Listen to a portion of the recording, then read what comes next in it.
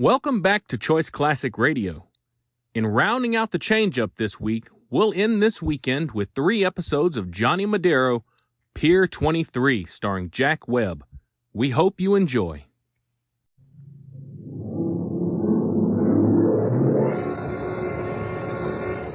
Yeah, I'm Johnny Madero, Pier 23.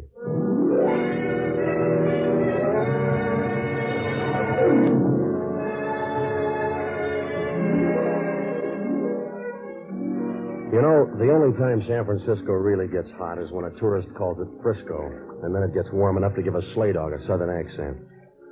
Down around the waterfront, they don't care so much. And for $1, you can insult anybody but Joe DiMaggio. The piers stretch out like a big yawn from south of the ferry building clear to the China docks. You pushed over on one side so you won't notice, about the same spot you'll find dust in a bride's parlor. You find Pier 23. From there, it's a short skip to Johnny Madero's boat shop. My place. The sign outside looks honest, but down here the only sign people pay any attention to is rigor mortis. I rent boats and do anything else you can blame on your environment. It works out all right. But pretty soon word gets around you got a reputation. And it doesn't pay to argue, because even if you're leveling, you make as much headway as a whistler with a split lip. I found that out last Wednesday afternoon. I was looking out the window watching the tide come in when somebody in back of me coughed. When I turned, Nat Finley was standing there in the office.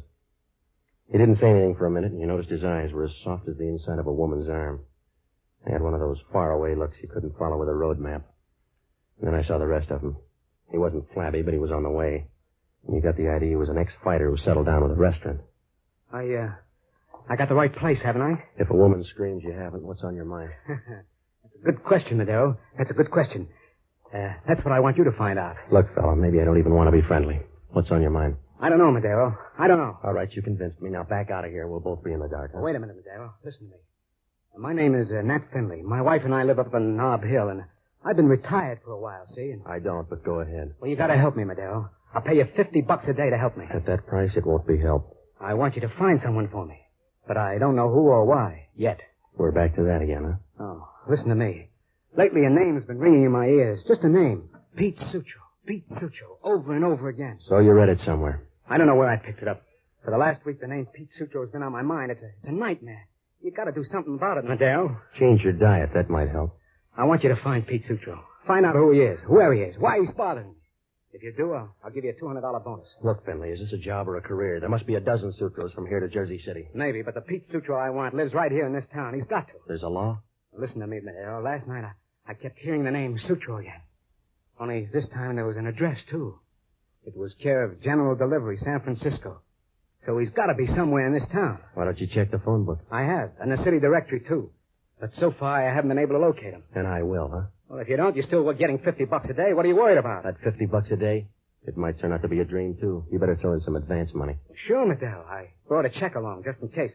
Will $100 cover your doubts? Yeah, if the bank can cover your check. If they can't, you don't have to do the job. That fair enough? Mm-hmm. Will you start looking right away? Yeah. But you gotta be careful, Madero. My wife's never to know about this, understand? Why? Because, well, she doesn't like the idea. She thinks I'm a little crazy looking for a name like this. She hates me, I think. She thinks I'm crazy. Don't worry about her, Finley, until she starts mixing your nightcaps.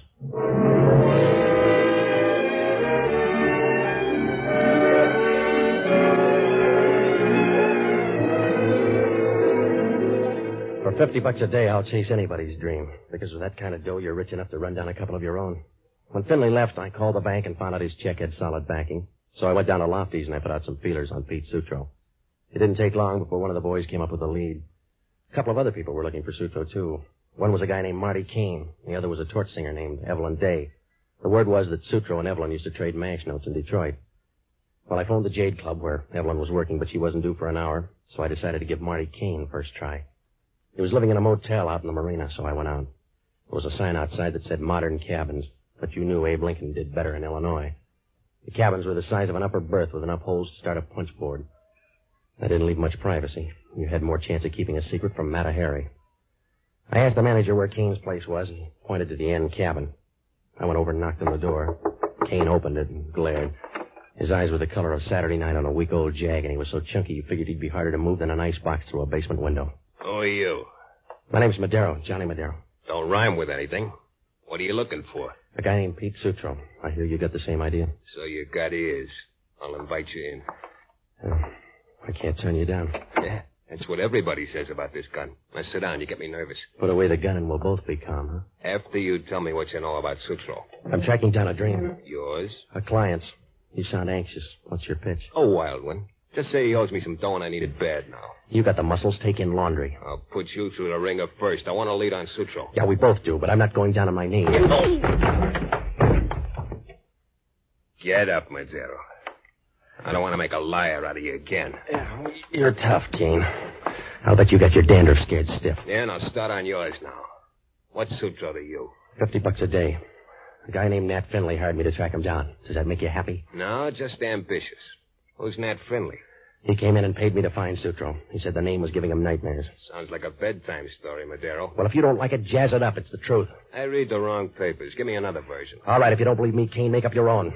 Here's Finley's check. Can you read? If you'll help me with the big words. Give it here. Nat Finley. Yeah, Nat Finley. You weren't lying. Looks like a good check. I'll take a chance. I'll cash it for you. It's giving you IDs, huh? Yeah, and the first one's about you. Now, here's your dough, Madero. Now, get out. Get out quick. Oh, you're too good to me, Kane. Suppose the check bounces. It won't, Madero, because I ain't going to cash it.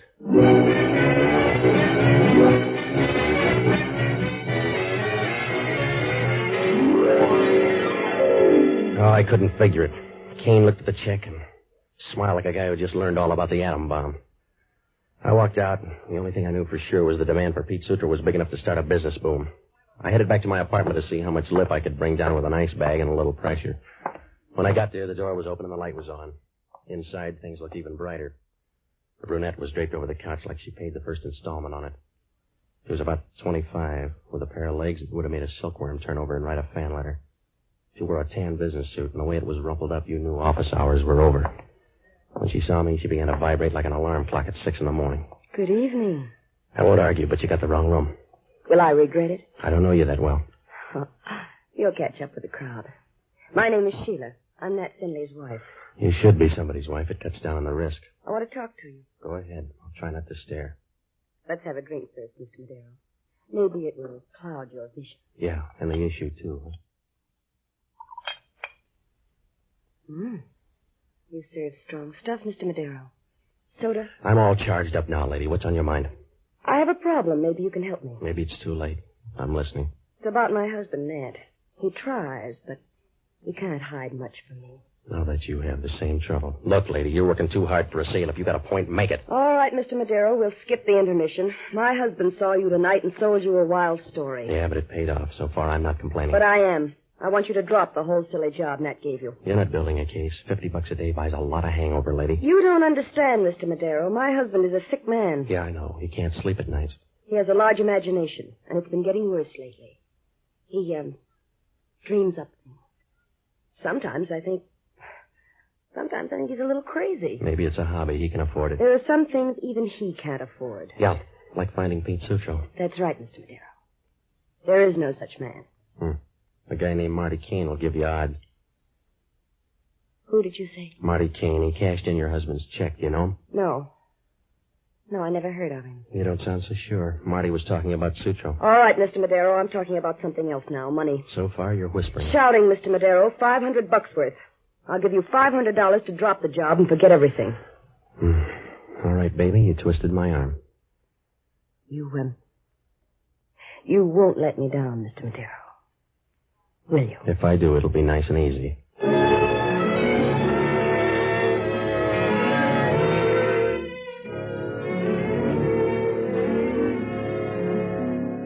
Finley had the kind of a wife you mate with a panther. She picked up her purse and peeled off 500 fish. She wasn't talking anymore, and when she swayed out, you wondered how much night practice she'd given that rumba. Well, I was all washed up with the Finleys, and it felt good already. So did the dough. I felt like a guy whose name was just picked in a chain letter. My mind was free for the better things in life. So I called up a girl out on Van Ness and told her to meet me at the Regent Bowling Alley.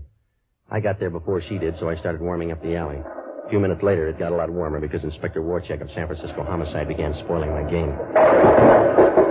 Hello, Madero. It was a nice strike. You're in the wrong kind of alley, Warcheck. What do you want? Some pointers? You got time? No. I can see how you hold a bowling ball. Now show me how you hold a gun, huh? All right, Warchick, what's on your mind? I was on Marty Kane's. A guy named Pete Sutro. He owed Kane some money. And you paid off? I paid him a visit. We had something in common. And you must have bored him to death. Kane couldn't quite stand a couple of slugs in his forehead, so he quit. Well, what do you want me to do, Warchick? Break the news to his wife? No. Just tell me about the argument you had. It was a monologue. Kane wanted to know where Sutro was hiding. I only knew one answer, so he did all the talking. Oh, you should have said please. It's not polite to interrupt a guy with a gun. Look, Warchick, what makes me the blue plate special? The motel manager, he said you go into Kane's room, and then he heard a struggle, and then later on he heard a shot. Did he hear who won the fourth? Listen, copper, a guy named Nat Finley hired me to find out who Pete Sutro was. The name was playing tag in his brain all week, and he wanted to know why. Yeah, does that sound like a story? Check with Finley. He's the guy who made it up. What if he lets you down? And work on his wife. She's not bad looking, and she paid me to drop Finley's account. I'll check both your alibis, Madero. In the meantime, I want to line you up. While you're making the rounds, look up a gal named Evelyn Day. She knew Sutro, too. Go ahead. Run the police force. Tell me what to ask her. Forget it, Warchick. You're not the type.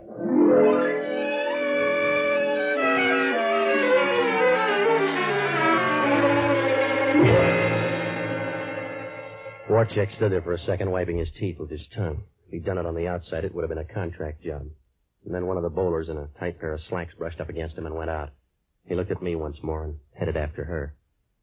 Well, I didn't feel much like bowling either, so I left a note at the desk for the girlfriend and started out. I knew I was in trouble. Some days it's harder to duck trouble than a handful of pebbles. Oh, I told myself I didn't kill Kane, but that was like trying to fight a fire with an anti-smoke law. The big question was Pete Sutro. Who was he? There were other questions, like why did the Finley dame buy me off? And why did her husband want Sutro in the first place? Well, there were no answers, and I felt about as safe as an alligator walking through a handbag factory, so I looked up the only good guy I know. A waterfront priest named Father Leahy.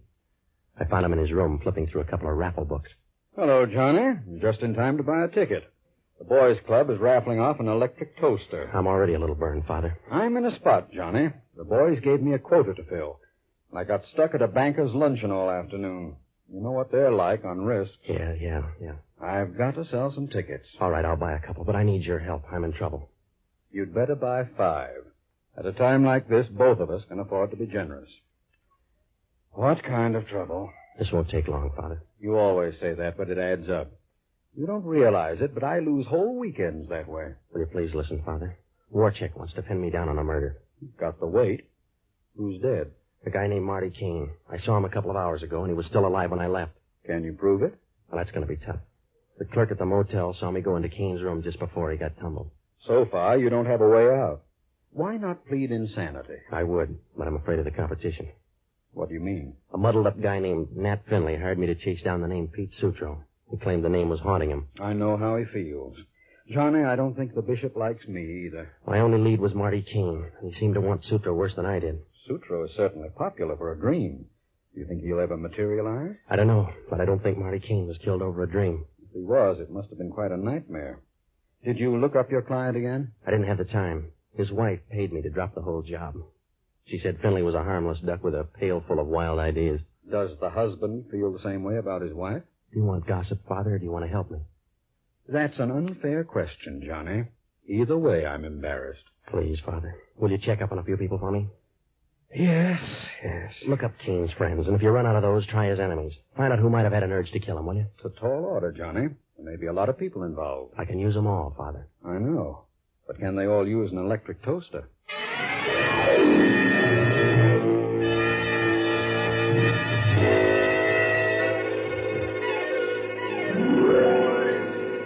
When I left Father Leahy, I knew I still had one base to tag.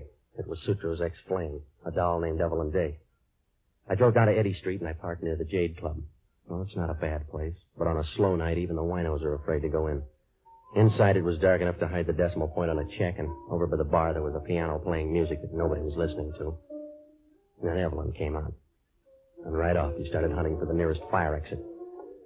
She had red hair about this side of 98 degrees, and she wore a black evening gown that held up by one strap and a prayer. She was the kind of a girl who could wear a Mother Hubbard and make it look like a negligee. And when she sang, it came out low enough to strike oil. After she was through, I asked the bartender to give her a message. She walked over to me, and she wasn't happy one way or the other. Are you the man who wanted me? One of them. You're Evelyn, huh? Yeah. What'll it lead to? A crisis if you don't sit down. All right. You've got me interested. Now, what's on your mind? That we can talk about? My name's Madero. Now, let's start with a friend named Pete Sutro. Let's continue. What do you want to know about him? Where is he? Are you a cop, or will you pay for the right answer? I need too many of them, baby. I'm way out ahead in a murder derby, and I'll pitch homicide anybody I can get. What do you want Sutro for? I think he shot Marty Kane. Someone should have. But you're betting on the wrong horse. You're prejudiced. Sutro was your boyfriend. That's right. He was my boyfriend. But I haven't seen him lately. All right, then. What was the last thing you did with him? I'll read my diary to you someday. Now, look, baby, you got a choice. I'm going to rough you up or let the pros do it. Let go of my arm, Madero. Or I'll call a bouncer. Call Sutro. Now, start talking before I bruise you up good. Slow down, Madero. You're out of my weight class. Yeah. I'll tell you what you want to know. Should I take notes, or is this going to be quick? I don't know. Depends on how sentimental I get. That's all right. I got a handkerchief. Okay, I'll tell you. I used to be Pete Sutro's girl in Detroit. Then one day he skipped out and left me hanging on the vine. Don't worry, baby. You haven't withered yet. I started looking for him, and so did Kane. Why Kane? He and Pete had a deal together. Pete ran out with all the dough. Your boy should have run for Congress. He's got a nice record. What kind of a deal did he have with Kane? I don't remember. All of a sudden, huh? I'm shy when it comes to strangers. Let's just end it by saying Pete disappeared. Let's say you're dummying up. I love Pete, and I wouldn't want anything to happen to him. Do you carry a picture with that torch, baby? Sure. Want to see? Here's a snapshot of Pete in my locket. Do you know him? Not this season, no. I want him back. He was a good guy. Yeah, your boy worked up a lot of people. He made #1 nightmare for a guy named Nat Finley. I heard. And I want to see Finley, too. You saw me, miss. But I want to talk to Madero. Hello, Finley. I got to see you alone, Madero. And I got to see you now. You lost your option. I'm freelancing again. Well, you can't walk out on me. This is going to hurt, fella. Your wife paid me to drop the job. That's what I got to talk to you about, Madero. I think she wants to drop me, too.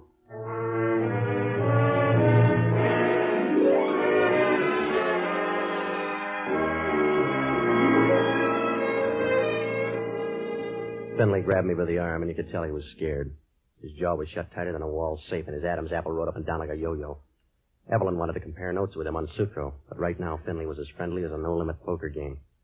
He hustled me out of the Jade and into a waiting cab. He wouldn't say anything because of the driver, so he sat in one corner, rubbing his hands and looking straight ahead. When we got to the office, Finley paid the bill, and we went up the ramp. Inside, he had a little trouble getting started, like a big family leaving on a picnic. And then he got his voice. I'm in a bad spot, Madero. I need help. Have you tried classified? I'm trying you. I tell you, my wife's out to get me. She keeps telling me I'm crazy. She's trying to talk me into it. A lot of wives feel that way, Finley. She'll get over it. Yeah? Well, I, Madero. She's trying to send me to an asylum. She and Sutro. You got enough worries to start a peace conference. What brings Sutro back into the headlines? I found a letter in Sheila's purse. Kane wanted $10,000 from Sheila to keep quiet about Sutro. All right, quit crowding me with ghosts. So your wife had a past. And she and Sutro have a future unless you help them. Help me, I tell you. I tell you, Sutro's behind the whole thing. He and my wife must know each other, and they're trying to get rid of me. You're getting a complex, Finley. Slow down. Well, you gotta help me. Well, who's going to help me? I got a murder rap to beat. Oh, but I'll clear you, Madero. I'll clear you if you help me now. You couldn't clear your own throat in an empty tunnel. What makes you 8 feet tall? This gun in my hand. Oh, stop pointing it, fella. You're too nervous to aim. Well, you don't understand, Madero. I'm not pointing it at you. I'm giving it to you. This is the gun that killed Kane. You were there when it happened? No, but either my wife or Sutro was. When did you dream that up? An hour ago. I found it in my wife's closet. 2 slugs are missing, and I got a feeling it killed Kane. Send it to homicide. They'll let you know who did it by return mail. I can't, Madero. I can't just yet. I don't know whether Sheila or Sutro did it. I got a feeling inside. You've got to find Sutro, or he'll end up killing me yet. That's a prediction? Wait a minute. Someone's coming down the hall. Hide the gun, Madero. They're after me now. Yeah. They got the light fuse. Lay low. They're aiming for something bigger. What are you going to do, Madero? Just waiting for something to happen. Oh! Madero. Madero. I guess it happened.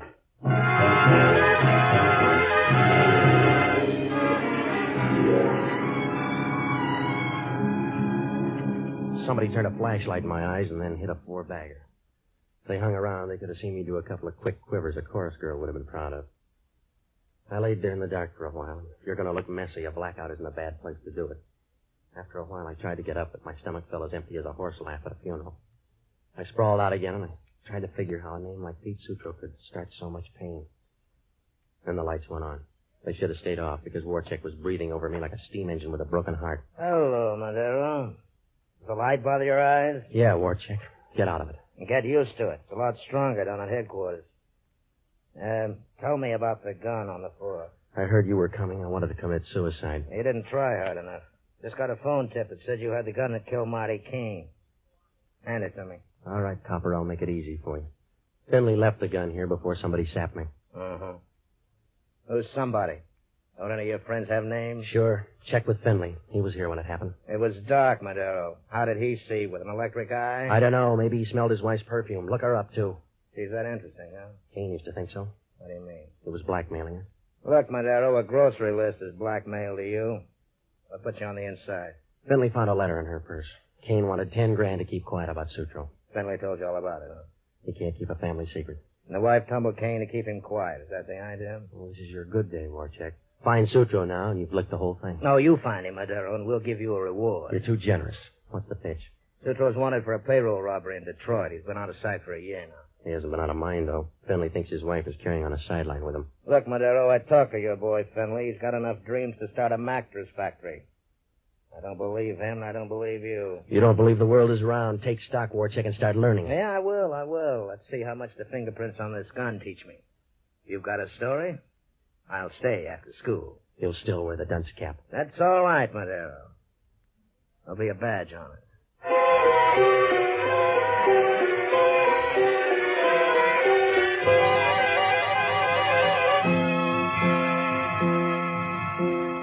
Warcheck wrapped the gun up in a handkerchief, and if it killed Marty Kane, I might as well start writing letters to the governor. The gun was a plant, but I had about as much chance of selling that to Warcheck as a pair of short pants to a reform school. Warcheck stood there and smiled, and then he walked out. There were a lot of questions again, like who sapped me, and did Finley really have a story? The more I thought about it, the more snarled it got, and then the phone rang. Yeah. Hello, Johnny. This is Father Leahy. Are you still free? Yeah, but I'm breathing hard. How'd you make out? Fine, Johnny. I sold 10 raffle tickets. What'd you find out? Warcheck just got a teletype.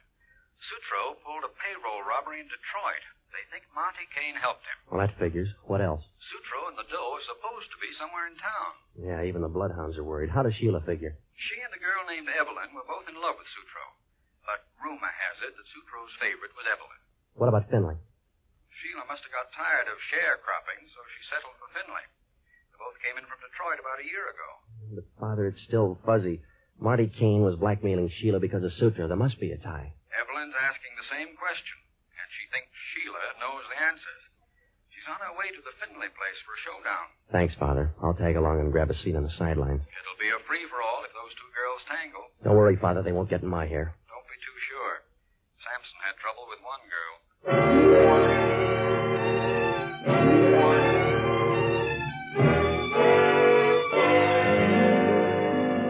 When Father Leahy hung up, all the pieces began to fall into place. All but one. Where was Sutro? He was around somewhere, but it was like throwing a headlock on a shadow. I grabbed a cab out to the Stafford Arms, and when I got there, the doorman looked at me as if I'd just blown up an orphan. I took the elevator and got off on the 6th floor. And then I leaned on the doorbell, and Sheila answered. She was wearing a pair of rose-colored lounging pajamas, and I've seen baked potatoes with lucid jackets. She must have been surprised, but she didn't blink an eyelash. Are you pausing or opposing, Mr. Madero? I'm looking for trapdoors. Oh, I thought you're going to look that way. Come inside. Yeah. Now bring that gleam in your eye over to the fireplace. We'll warm it up a little. It won't look good in company. Why? Who's company? Evelyn's a little late. She got tied up sharpening her claws.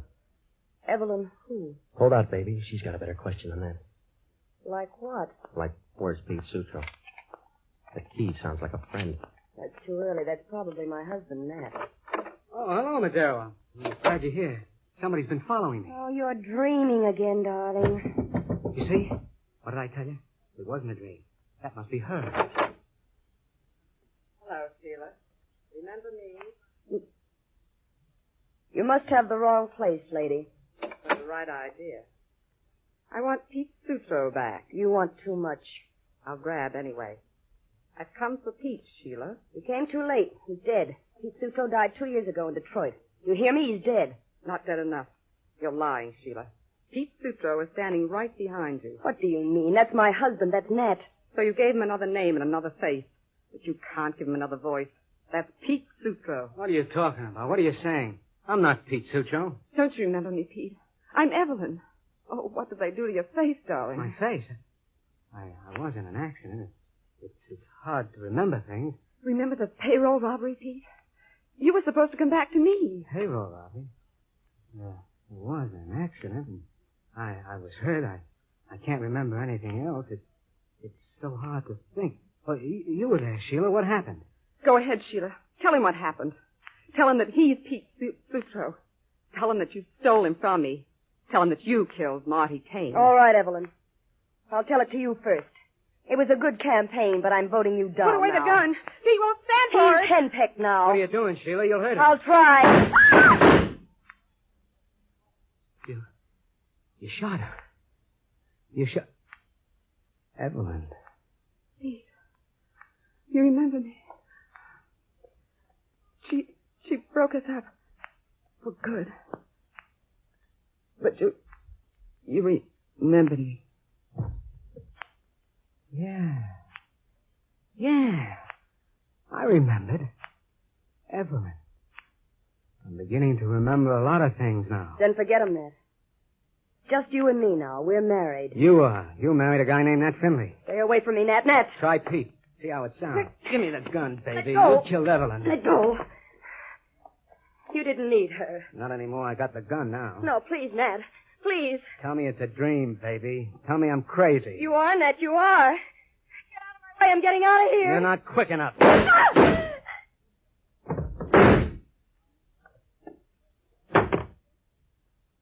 The gun's empty now.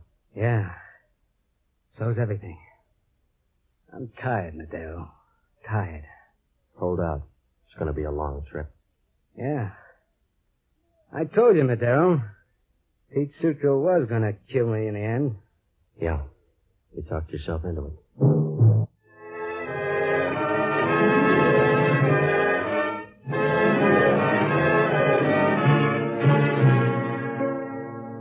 Warcheck got the whole story the next morning. Seems that Sutro and Kane were in a big robbery in Detroit. The plan was for Sutro to carry all the dough and meet Kane and Evelyn at their hideout. But Sutro got smashed up in an auto accident and never made it. Sutro's face had to be remodeled, and when he lost his memory, Sheila made her pitch. She promoted a wedding and cut herself in on half the stolen cash. Changed his name to Nat Finley and brought him out to San Francisco. Kane and Evelyn got wind that Sutro had taken off to the coast, so they followed.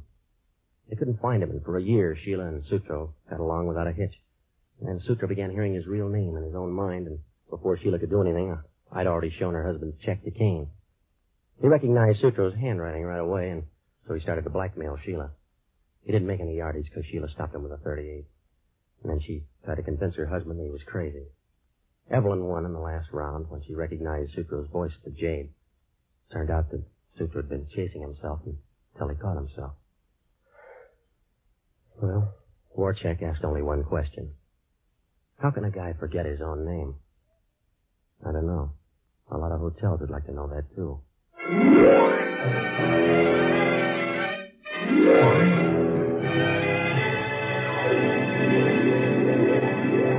Johnny Madero, Pier 23, starring Jack Webb as Johnny Madero, has been presented by the Mutual Network. Johnny Madero is written by Herb Margolis and Lou Morheim. Gail Gordon played Father Leahy. Bill Conrad played Inspector Warcheck of Homicide. John Garfield played Nat Finley. Others in the cast were Gene Rogers, Joan Banks. Original music was composed and conducted by Harry Zimmerman, and the entire production was directed by Nat Wolff. Tony Lafrano This speaking. is the Mutual Broadcasting System.